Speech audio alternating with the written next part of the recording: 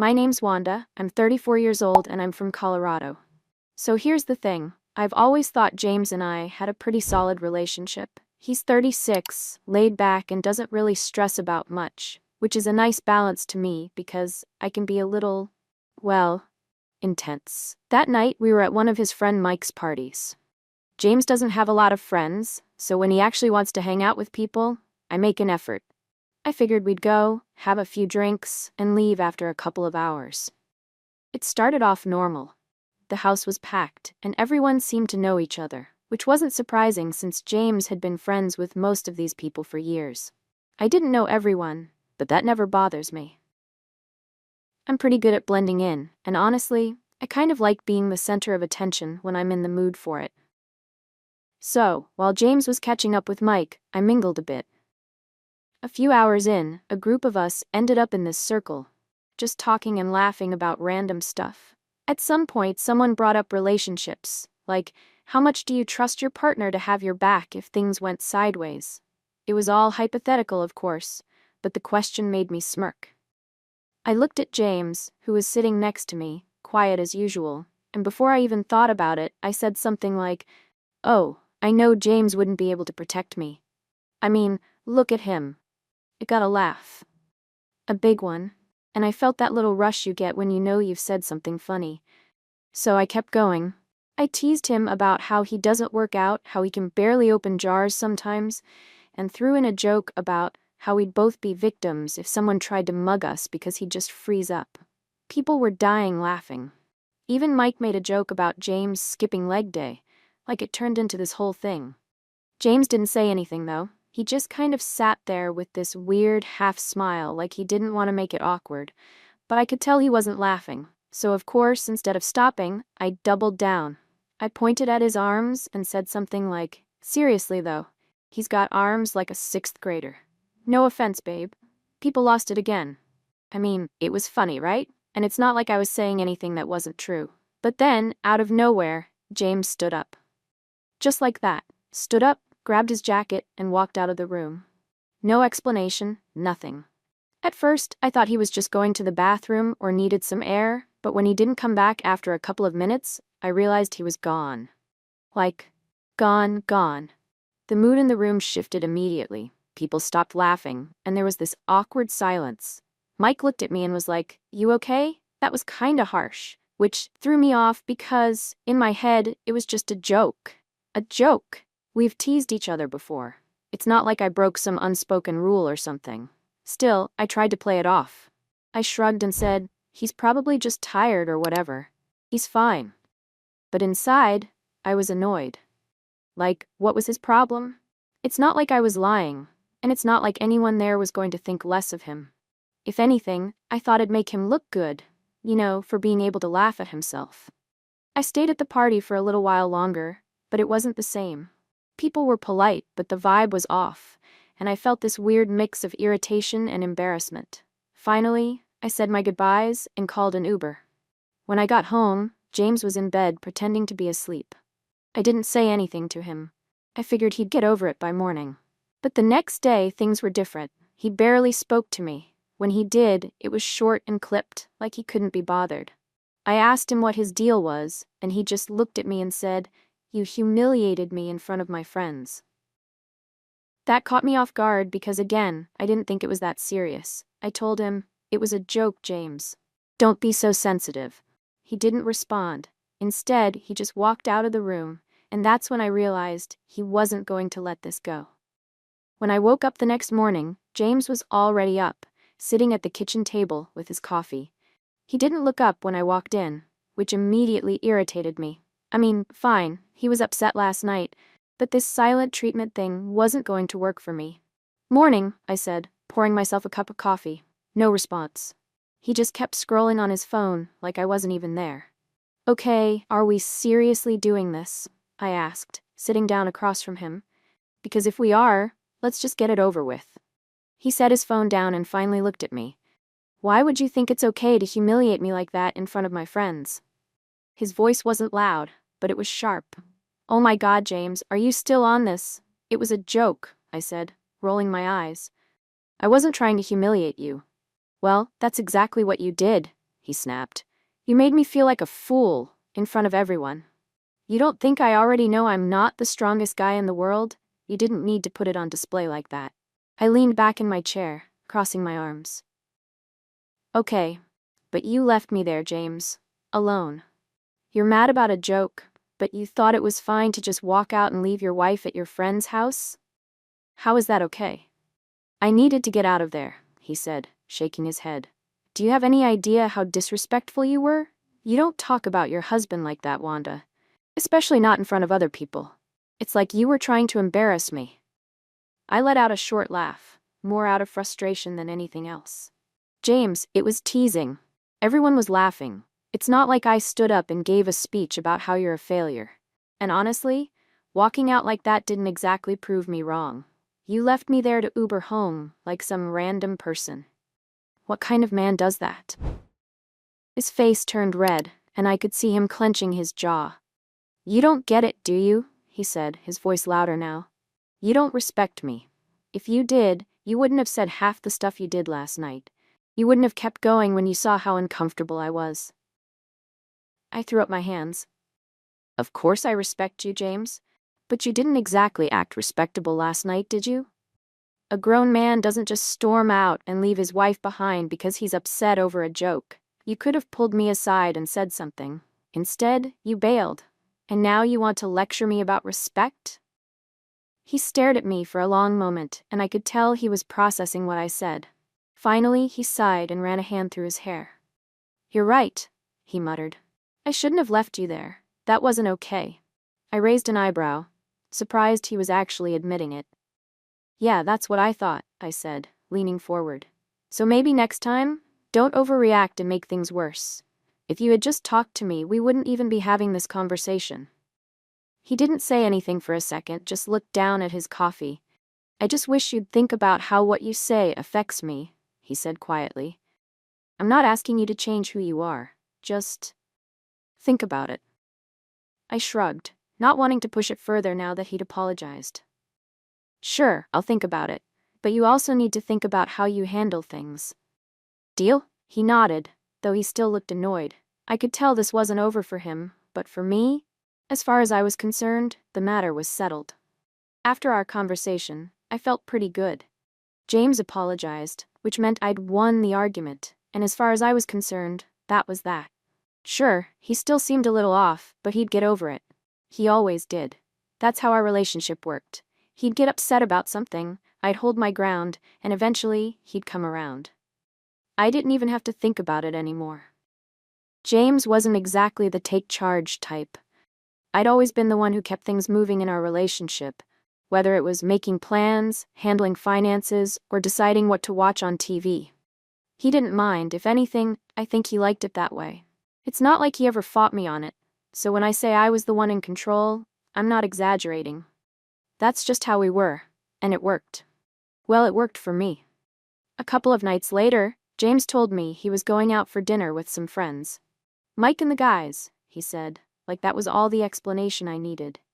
I raised an eyebrow but didn't press him. I mean, I could guess what this was about.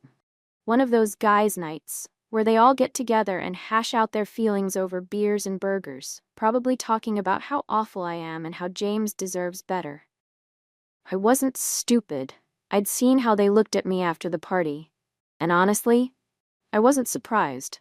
Guys like Mike and his crew always act like they're above drama, but they're just as bad as women when it comes to gossip. Still, I didn't say anything. If James needed to vent to them, whatever, let him. He'd come home, and we'd go back to normal. But when he came back that night, something was different. It wasn't anything dramatic. He wasn't storming in with accusations or anything like that. It was more subtle. He was quieter than usual, like he was lost in thought. And when I asked him how dinner was, he just shrugged and said, "It was fine." Just fine? I teased, trying to lighten the mood.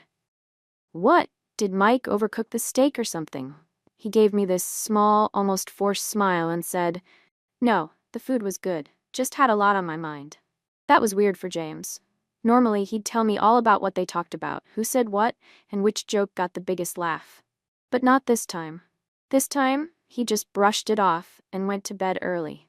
leaving me sitting there, wondering what the hell was going on. Over the next few days, I started noticing more changes. Little things at first. He didn't seem as eager to go along with my plans. Like, when I suggested we watch a movie, he said, "You pick, I'll just watch whatever," in this tone that felt more like he was annoyed than indifferent. Or, when I brought up our weekend plans, he casually mentioned that he might go hiking with Mike instead, which was not something he'd normally do. James wasn't a big outdoors guy. It wasn't just his actions either. It was his attitude. He seemed more confident, maybe? I don't know how else to describe it. Like, he wasn't waiting for my approval before doing things. I wasn't used to it, and I didn't like it. Not because I want to control him or anything, okay, maybe a little, but because it felt like he was pulling away from me. Like he was shutting me out, and I had no idea why. One night, I finally brought it up. "You've been acting different lately," I said while we were getting ready for bed. "What's going on?" He looked at me, and for a second I thought he was going to deny it. But then he said, "I've just been thinking a lot about us. About me. About what I want." That threw me off. "What you want?" I repeated, trying to keep my voice calm. "What's that supposed to mean?" He shrugged. "Just that I've been letting things slide for too long. I've been too passive, too whatever. I need to start standing up for myself more, that's all." I laughed, trying to play it off, but inside I felt this weird pang of unease. "You make it sound like I've been running a dictatorship or something. Is this about the party? Because we already talked about that." "It's not just the party," he said, looking me straight in the eye. "It's everything." And just like that, the conversation shifted. It wasn't about one night or one joke anymore. It was about our entire relationship, and for the first time, I realized he might not be okay with how things were. For the first time, I started wondering if I was losing control. James came home from work one evening, and I could tell right away something was on his mind. He had that serious look, the one he gets when he's about to say something he's been rehearsing in his head for hours. I didn't ask what it was, though. If it was important, he'd tell me, or at least that's how it usually went. We had dinner mostly in silence, and then, just as I was clearing the plates, he finally spoke up. "We need to talk," I sighed, already annoyed. "Okay, what now?" He didn't flinch at my tone, which was unusual. Instead, he leaned back in his chair, his arms crossed. "Why do you treat me the way you do?" That caught me off guard. "What are you even talking about?" "I mean the way you talk to me, the way you act like you're the only one who matters in this relationship. Do you even respect me, Wanda? Honestly." I rolled my eyes. "Of course I respect you, James. You're my husband. Why are you even asking me that?" He shook his head, frustrated. "Because you don't act like it. You humiliated me in front of my friends, and when I tried to tell you how I felt, you made it about how I overreacted. You don't listen to me. You don't care what I want. And half the time, it feels like I'm just here to be your punching bag." "That's not fair," I shot back. "I wasn't trying to humiliate you. I told you, it was a joke. You're the one who made it into this big thing." "Wanda," he said, his voice sharper now, "this isn't just about the party. It's about everything. The way you talk to me, the way you dismiss me when I try to say how I feel. If you really respected me, you wouldn't treat me like this." I felt my face heat up. "James, don't act like you're some perfect angel in all of this. You don't stand up for yourself. You let me handle everything, and now you want to sit here and act like I'm the bad guy? Maybe if you stepped up more, I wouldn't have to take charge all the time." "That's not an answer," he said, cutting me off. "Why did you even marry me if you don't respect me? Was it convenience? Because I was a safe choice? Or was there something else?" "Because I'm starting to think I'm not the person you actually wanted to marry." I froze, the words hitting me like a slap. "That's ridiculous," I said quickly. "You're twisting this into something it's not." "Am I?" he challenged, his voice rising now. "Because the way you treat me doesn't feel like love, Wanda. It feels like I'm just here. Like I'm not enough for you, and maybe I never was." "That's not true," I snapped. But even as I said it, I could feel the cracks forming in my defense. "You're overthinking this. You're letting your friends get in your head, aren't you? They've been filling you with this nonsense, and now you're trying to blame me for things that aren't even real." "My friends didn't make me feel this way," he said firmly. You did. They just gave me the push to say something. And I'm glad they did, because we can't keep going like this, Wanda. This isn't healthy. It's not fair to either of us. I crossed my arms, leaning back in my chair. Oh, so what's the solution then? Counseling? Divorce? Are you just gonna throw in the towel because I make a few jokes you don't like? This isn't about the jokes, he said. This is about respect. About whether or not you even want to be with me. Because right now, it feels like you don't. I scoffed. That's insane. You're blowing this way out of proportion. No, he said, his voice steady now. I'm asking for the truth. Is there someone else? Or is it just that I was never the guy you really wanted? The question hit like a gut punch, and for a second I couldn't speak. My first instinct was to deny it, to lash out, but something in his tone stopped me. He wasn't angry, he wasn't accusing. He was just done. I stood up, pushing my chair back with more force than I meant to. You know what, James? Maybe your friends were right. Maybe this is a lost cause. You want to sit here and play the victim like you've been some perfect husband, but you haven't been. And maybe, just maybe, I'm not the bad guy here. Maybe we're just not meant to be. He didn't say anything, just looked at me with this calm, almost resigned expression. And for the first time, I realized he wasn't trying to win the argument. He was trying to figure out if there was anything left to fight for. What do you want to do? He asked quietly. Because I can't keep doing this, Wanda. We either fix it, or we walk away. I didn't have an answer. For the first time in a long time, I didn't know what to say. James and I sat in silence for what felt like forever after his question. Fix it, or walk away. I wasn't used to him putting me on the spot like that. Normally, he'd back down, let me deflect, and everything would go back to normal. But not this time. He was dead serious, and the weight of his words was hanging in the air between us. Finally, I sighed, trying to sound composed.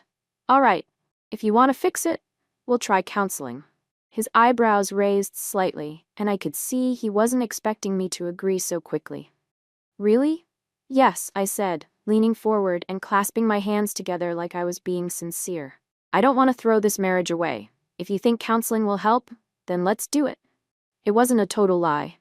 I didn't want a divorce. I liked my life, and James was a part of that. But the truth? I figured this whole thing was just a phase. He was feeling himself after that little pep talk from his friends, but he'd come back down to earth soon enough. Scheduling counseling? Sure. Actually going through with it?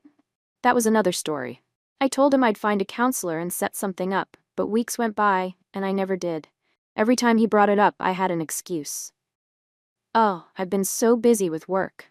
Or, the ones I found were all booked up. Or, I'm waiting for someone to call me back. He seemed to believe me at first, but eventually the questions stopped. I figured he'd gotten over it, just like I thought he would. Then, one night, he brought it up again. We were sitting on the couch, watching TV, and he just turned to me and said, "You never scheduled counseling, did you?" I froze for a second, but quickly recovered. I told you. I've been trying. It's not as easy as it sounds, James. Don't lie to me, he said, his voice calm but firm. You never planned to do it, did you? I rolled my eyes, immediately defensive. Oh, come on, James. Don't act like I don't care about this marriage. I said I'd do it, and I will. No, he said, cutting me off. You won't, and you don't care. Not enough anyway. If you did, we wouldn't even be here right now. Here we go again, I muttered, crossing my arms. Why do you always have to make me the bad guy? Because you won't own up to anything, he snapped, his voice rising. You don't respect me, Wanda. You don't even take this seriously. And honestly, I'm done pretending this is going to work. I want a divorce. I stared at him, stunned. What did you just say? I said I want a divorce, he repeated, his tone steady. This isn't healthy. You don't respect me, and I can't be with someone who doesn't even want to try to fix things. I laughed, but it was more out of disbelief than anything else. You're not serious. I am, he said, looking me dead in the eye. I've been serious for a while now. I just needed to make sure this isn't fixable. And it's not. You're being ridiculous, I said, shaking my head. You're just mad right now. You'll calm down and see how stupid this is. No, Wanda, he said firmly. I'm not mad. I'm clear. I deserve better than this. That's when it hit me. He wasn't bluffing. He wasn't trying to make a point or win an argument. He meant it. He wanted out. And I panicked. Are you kidding me? I snapped, standing up and glaring at him. You want a divorce? After everything I've done for you? After all the years I've put up with you being weak and passive and… Stop, he said sharply, but I ignored him. No, you're going to hear this, I said, my voice getting louder. You're pathetic, James. You've always been pathetic. You let me walk all over you for years, and now suddenly you think you're some big man because your little friends told you to grow a backbone? You're a joke. Wanda? No, I shouted, tears streaming down my face now. I wish I never married you. You're an embarrassment, a fragile, weak excuse for a man. You can't even handle a little joke without running to your friends like a child. And now you think you're better than me? By the time I finished, I was shaking, my chest heaving with emotion. But as the words hung in the air, I realized something. There was no one else to blame. Not James, not his friends, not anyone. Just me. He stared at me for a long moment, his expression unreadable. Then he stood up and walked to the door. You don't have to say anything else, he said quietly. I'll stay at Mike's for now. You can call me when you've had time to think about what you really want. And just like that, he was gone. For the first time in our entire relationship, I wasn't the one in control. And for the first time, I didn't know if I wanted him to come back. Weeks went by after James told me he wanted a divorce. He stayed at Mike's place most nights, but came back to the house every few days to pick up clothes or sort through his stuff. Every time I saw him, it felt like he was someone else entirely. He didn't look at me the same way, didn't speak to me with any warmth. It was like I was a stranger to him, and it killed me. I'd try to make small talk when he came by, anything to break the coldness between us. But he kept it short and polite, like he was talking to a coworker he barely knew. The minute he left, I'd fall apart. I'd sit on the couch and cry, wondering how things had gotten so bad so fast. But as much as I hated the situation, I couldn't bring myself to take any real responsibility for it. I told myself it was his fault, that he'd let his friends poison his mind against me. That's what I had to believe to keep myself from drowning in regret. When the divorce was finalized, it was as fair as it could have been.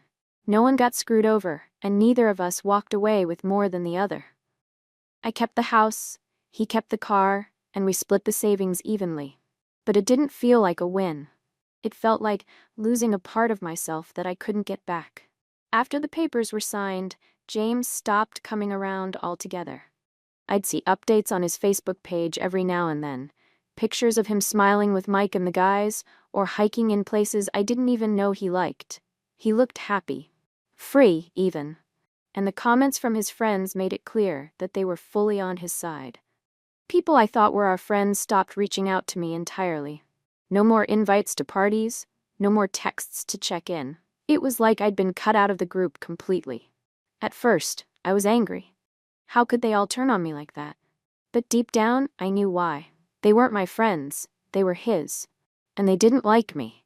Maybe they never had. 3 months after the divorce, the silence from everyone else didn't bother me as much as James's happiness did. Every time I saw him post a picture or update, it was another reminder that he was better off without me. That stung more than anything. I wanted to believe he was just putting on a show, but the smile in his photos didn't look fake. He looked strong, different, like the man I used to wish he'd be, but too late for it to matter. I tried to distract myself, to move on, but nothing felt right. Dating apps were a joke. The guys I met were either weird, broke, or looking for something I wasn't. I didn't even know what I wanted anymore. All I knew was that I didn't want to end up alone, but with every passing week, that possibility started to feel more real. I still told myself the divorce was for the best, that James wasn't the man I needed, that I'd find someone stronger, more decisive, someone who could handle me. But every time I saw his name pop up on my newsfeed, that little voice in the back of my head told me I'd made a mistake. And that maybe, just maybe, I'd been the problem all along. But I'd never say that out loud. Not to anyone.